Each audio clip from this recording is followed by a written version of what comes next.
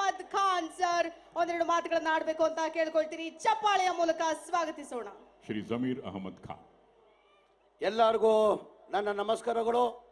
ಜೈ ಭೀಮ್, ಜೈ ಭೀಮ್, ಜೈ ಜೈ ಭೀಮ್. ಸ್ವಲ್ಪ ಜೋರಾಗಿ ಧ್ವನಿಯಲ್ಲಿ ಹೇಳಿ ಜೈ ಭೀಮ್ ಅಂತ. ತಮಗೆಲ್ಲ ಗೊತ್ತೇ ಇದ್ದಂಗೆ ಇವತ್ತು ಬಾಬಾ ಸಾಹೇಬ್ ಅಂಬೇಡ್ಕರ್ ಸಂವಿಧಾನ ಕೊಟ್ಟಿಲ್ಲ ಅಂದರೆ ಈ ಕಾರ್ಯಕ್ರಮವನ್ನು ನಡೆಯೋಕ್ಕೆ ಸಾಧ್ಯ ಆಗ್ತಾ ಇರಲಿಲ್ಲ. ನೀವು ಅಲ್ಲಿ ಕೂರಕ್ಕೆ ಸಾಧ್ಯ ಆಗ್ತಾ ಇಲ್ಲ, ನಾನು ಇಲ್ಲಿ ಮಂತ್ರಿಯಾಗಿ ನಿಲ್ಲಕ್ಕೆ ಸಾಧ್ಯ ಆಗ್ತಾ ಇರಲಿಲ್ಲ. ಬಾಬಾ ಸಾಹೇಬ್ ಅಂಬೇಡ್ಕರ್ ಸಂವಿಧಾನ ಕೊಟ್ಟಿದ್ದ ಕಾರಣಕ್ಕೆ ಇವತ್ತು ಈ ಕಾರ್ಯಕ್ರಮವನ್ನು ನಡೀತಾ ಇದ್ದೆ. ತಾವು ಅಲ್ಲಿ ಕೂತಿದ್ದೀರಾ, ನಾನು ಇಲ್ಲಿ ಮಂತ್ರಿಯಾಗಿ ನಿಂತಿದ್ದೀನಿ.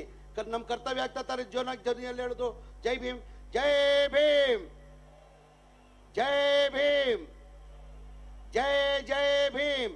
ವೇದಿಕೆ ಮೇಲೆ ಆಸೀನಿರುವ ನಮ್ಮ ರಾಜ್ಯದ ಮುಖ್ಯಮಂತ್ರಿಗಳಾದಂಥ ಮಾನ್ಯ ಸಿದ್ದರಾಮಯ್ಯ ಸಾಹೇಬ್ರೆ, ಹಿರಿಯವರು, ನಮ್ಮ ಪಕ್ಷದ ಮುಖಂಡರು, ಸಚಿವರಾದಂಥ ಎಚ್.ಕೆ. ಪಾಟೀಲ್ ಸಾಹೇಬ್ರೆ, ಇನ್ನೊಬ್ಬರು ಆತ್ಮೀಯರು, ನಮ್ಮ ಪಕ್ಷದ ಮುಖಂಡರು, ಸಚಿವರಾದಂಥ ಬೈರ್ತಿ ಸುರೇಶ್ ಅವರೇ, ಇನ್ನೊಬ್ಬರು ಆತ್ಮೀಯ ಸ್ನೇಹಿತರು, ನಮ್ಮ ಪಕ್ಷದ ಮುಖಂಡರು, ಸಚಿವರಾದಂಥ ಶಿವರಾಜ್ ತಂಗಡಿ ಅವರೇ, ನನ್ನ ಆತ್ಮೀಯ ಸ್ನೇಹಿತರು, ನಮ್ಮ ಪಕ್ಷದ ಮುಖಂಡರು, ಲೋಕಸಭಾ ಸದಸ್ಯರಾದಂಥ ತುಕಾರಾಮ್ ಸಾಹೇಬ್ರೆ, ಇನ್ನೊಬ್ಬರು ಆತ್ಮೀಯರು, ನಮ್ಮ ಪಕ್ಷದ ಮುಖಂಡರು, ಮಾಜಿ ಮಂತ್ರಿಗಳಾದಂಥ ಎಚ್.ಎಂ. ರೇವಣ್ಣ ಅವರೇ, ಆತ್ಮೀಯ ಸ್ನೇಹಿತರಾದಂಥ ರಾಜಶೇಖರ್ ಯತ್ನಾಳ್ ಅವರೇ, ಈ ಕಾರ್ಯಕ್ರಮದ ಅಧ್ಯಕ್ಷ ವಹಿಸಿರುವ ನನ್ನ ಆತ್ಮೀಯ ಆದಂಥ ನಮ್ಮ ಪಕ್ಷದ ಮುಖಂಡರಾದಂಥ ಎಚ್.ಆರ್. ಗೋಯಪ್ಪ ಅವರೇ, ನನ್ನ ಆತ್ಮೀಯ ಸ್ನೇಹಿತರಾದಂಥ ಹ್ಯಾಟ್ರಿಕ್ ಹೀರೋ ಆದಂಥ ಶಿವರಾಜ್ ಕುಮಾರ್ ಅವರೇ, ನನ್ನ ಆತ್ಮೀಯ ಸ್ನೇಹಿತರು, ನಮ್ಮ ಪಕ್ಷದ ಮುಖಂಡರು, ಮಾಜಿ ಮಂತ್ರಿಗಳಾದಂಥ ನಾಗೇಂದ್ರ ಅವರೇ, ಆತ್ಮೀಯ ಸ್ನೇಹಿತರಾದಂಥ ಎಮ್.ಎಲ್.ಎ. ಆದಂಥ ಹೇಮಿರಾಜ್ ನಾಯಕ್ ಅವರೇ, ಇನ್ನೊಬ್ಬರು ಆತ್ಮೀಯ ಸ್ನೇಹಿತರು, ಶಾಸಕರಾದಂಥ ಡಾಕ್ಟರ್ ಎನ್.ಟಿ. ಶ್ರೀನಿವಾಸ್ ಅವರೇ, ನನ್ನ ಅಕ್ಕ ಆದಂಥ ಶಾಸಕಿಯಾದಂಥ ಶ್ರೀಮತಿ ಲತಾ ಮಲ್ಲಿಕಾರ್ಜುನ ಅವರೇ, ಇನ್ನೊಬ್ಬರು ಆತ್ಮೀಯ ಆದಂಥ ನನ್ನ ತಮ್ಮ ಆದಂಥ ಶಾಸಕರಾದಂಥ ನಾರ್ ಭರತ್ ರೆಡ್ಡಿ ಅವರೇ, ಇನ್ನೊಬ್ಬರು ಆತ್ಮೀಯರು ಶಾಸಕರಾದಂಥ ಬಿ.ಎಂ.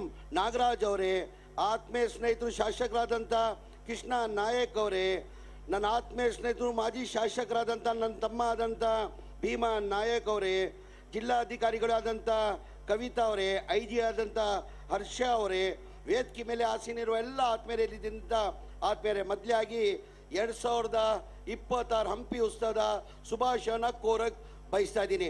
ನನ್ನ ಸೌಭಾಗ್ಯ, ನನ್ನ ಜಿಲ್ಲಾ ಉಸ್ತುವಾರಿ ಮಂತ್ರಿಯಾಗಿ 3 ವರ್ಷ ನಾನು ಹಂಪಿ ಉತ್ಸವನ ನನ್ನ ಹತ್ತಿರದಲ್ಲಿ ಮಾನ್ಯ ಮುಖ್ಯಮಂತ್ರಿಗಳು ಅವಕಾಶ ಮಾಡಿಕೊಟ್ಟಿದ್ದಕ್ಕೆ ಅವ್ರಿಗೆ ಇಲ್ಲಿಂದಾನೆ ದೊಡ್ಡ ಧನ್ಯವಾದಗಳು ಸಲ್ಲಿಸಿ ನಮಸ್ಕಾರಗಳು ಸಲ್ಲಿಸ್ತಾ ಇದ್ದೀನಿ.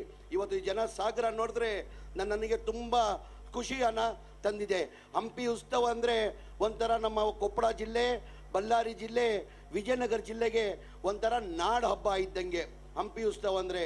ಅದು ಈ 3ನೇ ಬಾರಿ ನನಗೆ ಅವಕಾಶ ಸಿಕ್ಕಿ ಇಷ್ಟು ದೊಡ್ಡ ಮಟ್ಟದಲ್ಲಿ ಬಂದು ಯಶಸ್ವಿ ಮಾಡಿದ್ದಕ್ಕೆ ತಮಗೂ ಒಂದು ದೊಡ್ಡ ನಮಸ್ಕಾರಗಳನ್ನು ಸಲ್ಸಕ್ಕೆ ಬಯಸ್ತಾ ಇದ್ದೀನಿ. ನಾನು ಹೆಚ್ಚಾಗಿ ಮಾತಾಡೋಕೆ ಹೋಗಲ್ಲ, ಬೇರೆ ಕಾರ್ಯಕ್ರಮ ಇದ್ದಿದ್ದರಿಂದ ಕಾತರಿಂದ ಕಾಯ್ತಾ ಇದ್ದೀರಾ ಮಾನ್ಯ ಮುಖ್ಯಮಂತ್ರಿಗೆ ಮಾತಾಡಬೇಕಂತ.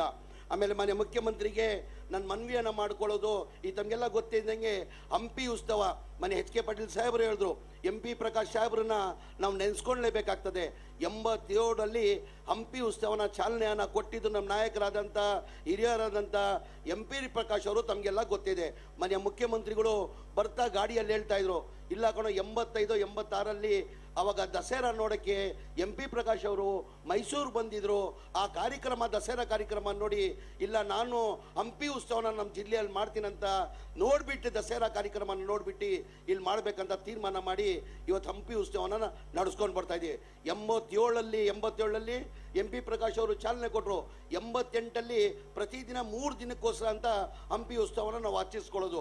87ರಲ್ಲಿ ಚಾಲನೆ ಕೊಡುವಾಗ 88ರಲ್ಲಿ ನಮ್ಮ ನಸೀರ್ ಸಾಹೇಬರು, ನೀರ್ ಸಾಹೇಬರು ಅಂತಾರೆ ಅವ್ರಿಗೆ, ಅವರ ನಿಧನ ಹೊಂದಿದ್ದಕ್ಕೆ ಕಾರಣಕ್ಕೆ ಒಂದಿನಕ್ಕೆ ಮಾತ್ರ ಹಂಪಿ ಉತ್ಸವನ ಮಾಡ್ಕೊಂಡು ಬಂದರು. ಹಂಪಿ ಉತ್ಸವನ ನವಂಬರಲ್ಲೇ ಕಂಟಿನ್ಯೂಸ್ ಆಗಿ ಮಾಡ್ಕೊಂಡು ಬರ್ತಾ ಇದ್ದಿದ್ದು. ಹಾಗೆ ನಾವು ಕೋವಿಡ್ ಹಿನ್ನೆಲೆಯಲ್ಲಿ ಸ್ವಲ್ಪ ಬದಲಾವಣೆ ಆಗಿಬಿಟ್ಟು ಯಾವತ್ತೂ ಹಂಪಿ ಉತ್ಸವನ ನಿಲ್ಲಿಲ್ಲ. ಕೋವಿಡ್ ಟೈಮಲ್ಲೂ ಅಧಿಕಾರಿಗಳು ಹಂಪಿ ಉತ್ಸವ ಮಾಡಿದ್ದಾರೆ, ಜನ ಸೇರ್ತಾ ಇರಲಿಲ್ಲ. ನವೆಂಬರಲ್ಲಿ ಮಾಡ್ತಾ ಇದ್ದಿದ್ದು ಎಲ್ಲರದು ಬೇಡಿಕೆ ಸರ್. ಮಾನ್ಯ ಮುಖ್ಯಮಂತ್ರಿಗೂ ಹೇಳಿದೆ ನಾನು, ಇಲ್ಲ ಸರ್ ಎಲ್ಲರದು ಬೇಡಿಕೆ ಇದೆ, ಏನಕ್ಕೆ ಫೆಬ್ರವರಿಲಿ ಹಂಪಿ ಉತ್ಸವ ಆದರೆ ಮಾರ್ಚಲ್ಲಿ SLC ಮತ್ತು PUC ಎಕ್ಸಾಮ್ ಇರ್ತದೆ, ಆ ಟೈಮಲ್ಲಿ ನಮ್ಗೆ ತೊಂದರೆ ಆಗ್ತದೆ, ಕಷ್ಟ ಆಗ್ತದೆ, ನೀವು ನವೆಂಬರಲ್ಲೇ ಮುಂಚೆ ಹೆಂಗೆ MP ಪ್ರಕಾಶ್ ಸಾಹೇಬರು ಮಾಡ್ತಾ ಇದ್ರು ಆ ಥರ ನವೆಂಬರಲ್ಲೇ ಮಾಡಿ ಅಂತ ಜನಗಳು ಬೇಡಿಕೆ ಇದೆ ಅಂತ ಮನೆ ಮುಖ್ಯಮಂತ್ರಿಗೆ ಇಲ್ಲಿ ಬರುವಾಗ ಹೋಟ್ಲಲ್ಲಿ ಕೂತ್ಕೊಂಡು ಕೇಳ್ಕೊಂಡೆ. ಮನೆ ಮುಖ್ಯಮಂತ್ರಿಗಳು ಆದೇಶನ ಕೊಟ್ಟಿದ್ದಾರೆ, ಆಯಿತು ಈಗಲೇ ಘೋಷಣೆ ಮಾಡೋದು ನವೆಂಬರಲ್ಲೇ, ಬರೋ ವರ್ಷದಲ್ಲಿ ಈ ವರ್ಷದಲ್ಲೇ ನವೆಂಬರಲ್ಲೇ ಹಂಪಿ ಉತ್ಸವ ಮಾಡುವ ಅಂತ ಹೇಳ್ಬಿಟ್ಟು ಮಾನ್ಯ ಮುಖ್ಯಮಂತ್ರಿಗಳು ಹೇಳಿದ್ದಾರೆ. ಅವರಿಗೆ ಹೃದಯದಿಂದ ಧನ್ಯವಾದಗಳು ಸಲ್ಸಕ್ಕೆ ಬಯಸ್ತಾ ಇದ್ದೀನಿ. ಅದ್ರ ಜೊತೆಯಲ್ಲಿ ನನ್ನ ಮನೆ ಮುಖ್ಯಮಂತ್ರಿಗಳಿಗೆ ಮನವಿ ಮಾಡ್ಕೊಳ್ಳೋದು, ನಮ್ಮ ಜಿಲ್ಲೆ ಸರ್ ಹೊಸ ಜಿಲ್ಲೆ ಆಗಿದ್ದರಿಂದ ಭಾಳಷ್ಟು ಕಾಮಗಾರಿ ಕೆಲಸ ಆಗಬೇಕಾಗಿದೆ ಸರ್. ನಿಮ್ಮಲ್ಲಿ 390 ಕೋಟಿದು ಮನವಿಯನ್ನು ನಾನು ಕೊಟ್ಟಿದ್ದೀನಿ. ಅದರಲ್ಲಿ DC ಆಫೀಸ್ ಇಲ್ಲ ಸರ್, ಜಿಲ್ಲೆ ಬೇರೆ ಆಗಿದ್ದ ಕಾರಣಕ್ಕೆ ಟೆಂಪ್ರರಿ DC ಆಫೀಸ್ ಆಗಿ ನಾವು ಆಪ್ರೇಟ್ ನಡೆಸ್ತಾ ಇದ್ದೀವಿ ನಾವು. ಅದಕ್ಕೆ DC ಆಫೀಸ್ ಮಾಡೋಕ್ಕೆ 100 ಕೋಟಿ ವೆಚ್ಚದಲ್ಲಿ DC ಆಫೀಸ್ ಆಗ್ತದೆ. ಆ ಡಿಸ್ಟಿಕ್ ಕೋರ್ಟ್ ಕಾಂಪ್ಲೆಕ್ಸ್ಗೆ 10 ಎಕರೆ ಜಾಗನ ತಾವು ಅಲಾಟ್ ಮಾಡಿದ್ದಾರೆ ಸರ್. ಆ ಕಟ್ಟಡ ಕಟ್ಟಬೇಕಾದ್ರೆ ಕನಿಷ್ಠ ಅದಕ್ಕೆ 150 ಕೋಟಿ ಬೇಕಾಗ್ತದೆ ಸರ್. ನಮ್ಮ ಡಿಸ್ಟ್ರಿಕ್ಟ್ ಹಾಸ್ಪಿಟಲ್ಗೆ ಇಕ್ವಿಪ್ಮೆಂಟ್ಸ್ ಮತ್ತು ಕ್ವಾರ್ಟರ್ಸ್ ಕಟ್ಟಕ್ಕೆ ಅದಕ್ಕೊಂದು 100 ಕೋಟಿ ಆಗ್ತದೆ ಸರ್. ಫಾರೆಸ್ಟ್ ಡಿಪಾರ್ಟ್ಮೆಂಟ್ ಆಫೀಸ್ ಕಾಂಪ್ಲೆಕ್ಸ್ಗೆ 25 ಕೋಟಿ, construction of forest department office staff ಅಂತ 15 ಕೋಟಿ. ದಯಮಾಡಿ ಮಾನ್ಯ ಮುಖ್ಯಮಂತ್ರಿಗೆ ನಾನು ಕೈ ಜೋಡಿಸಿ ಮನವಿ ಮಾಡ್ಕೊಳ್ತೀನಿ, ಈ ಬಜೆಟಲ್ಲಿ ತಾವು ದಯಮಾಡಿ ಇದು 390 ಕೋಟಿಯನ್ನು ಘೋಷಣೆ ಮಾಡಬೇಕಂತ. ನಮ್ಮ ಹೊಸ ಜಿಲ್ಲೆ ಸರ್, ಹೊಸ ಜಿಲ್ಲೆ, ನನಗೆ ಒಂದು ಅವಕಾಶ ಮಾಡಿಕೊಟ್ಟಿದ್ದೀರಿ, ಜಿಲ್ಲೆ ಸೇವೆ ಮಾಡೋಕ್ಕೆ ನನಗೆ ಒಂದು ಅವಕಾಶ ಮಾಡಿಕೊಟ್ಟಿದ್ದೀರಾ ಸರ್. ಜನಗಳು ನನ್ನ ಋಣ ತೀರಿಸಬೇಕಾಗ್ತದೆ, ತಮಗೂ ಒಳ್ಳೆ ಹೆಸರನ್ನ ನಾನು ತರಬೇಕಾಗ್ತದೆ. ದಯಮಾಡಿ ಈ ಬಾರಿ ಯಾವ ಕಾರಣಕ್ಕೆ ನಮ್ಗೆ ಅರ್ಥ ಆಗ್ತದೆ ಸರ್, ಈ 5 ಗ್ಯಾರಂಟಿಗಳದ್ದು ಕನಿಷ್ಠ 55ರಿಂದ 60 ಸಾವಿರ ಕೋಟಿ ಆಗ್ತದೆ. ಅದಲ್ಲೂ ತಾವು ಮಾಡ್ಕೊಂಡು ಹೋಗ್ತಾ ಇದ್ದೀರಾ ಸರ್. ಬೇರೆ ಯಾವ ಮುಖ್ಯಮಂತ್ರಿಯಿಂದನೂ ಸಾಧ್ಯ ಇಲ್ಲ. ಏನಕ್ಕಂದ್ರೆ 5 ಗ್ಯಾರಂಟಿದಲ್ಲೂ ಈ ವಸತಿ ಮನೆಗಳು, ನನಗೆ ನಾನು ಡೀಟೇಲ್ ಆಗಿ ಹೇಳಕ್ ಹೋಗಲ್ಲ ಸರ್, ಸಮಯ ತಗೊಳ್ತದೆ. ಹಾಗಾಗಿ ಈ ವಸತಿ ಮನೆಗಳನ್ನು ನಿಮ್ಮ ಕಾಲದಲ್ಲಿ 2.5 ವರ್ಷದಲ್ಲಿ ಸರ್ ನಾವು 80,000 ಮನೆಗಳು 4 ಲಕ್ಷ ಕೊಟ್ಟು ಸರ್ಕಾರ ವತಿಯಿಂದ ನಮ್ಮ ಮನೆಗಳು ಕಟ್ಟಿರ್ತಾವ. ಬಡವ್ರ ಬಗ್ಗೆ ಕಾಲೇಜಿನ ಹಮ್ಮಿಕೊಂಡಿದ್ದೀರಾ.